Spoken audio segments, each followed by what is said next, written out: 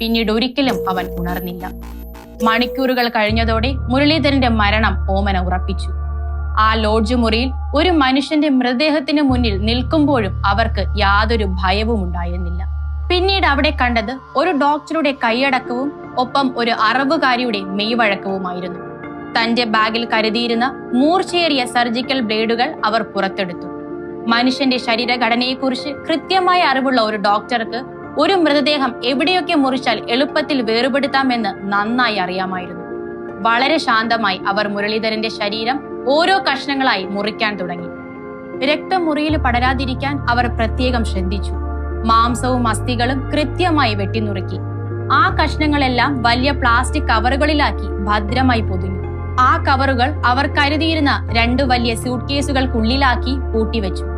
മുറിയിലെ രക്തക്കറകൾ മുഴുവൻ ഒരു തെളിവും ബാക്കി വയ്ക്കാതെ അവർ കഴുകി വൃത്തിയാക്കി. ആ മുറിയിൽ വെച്ച് അങ്ങനെയൊരു കൊടും ക്രൂരത നടന്നുവെന്ന് കണ്ടാൽ ആരും പറയില്ലായിരുന്നു. പിറ്റേ ദിവസം ആ സ്യൂട്ട് കേസുകളുമായി അവർ അവിടെ നിന്നും ഇറങ്ങി.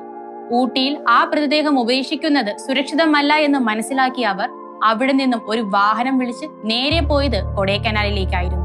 കൊടൈക്കനാലിലെ വലിയ മലഞ്ചെരിവുകളിലോ കാട്ടിലോ ആരും കാണാതെ ആ സ്യൂട്ട് കേസുകൾ ഉപേക്ഷിക്കുക എന്നതായിരുന്നു അവരുടെ ലക്ഷ്യം.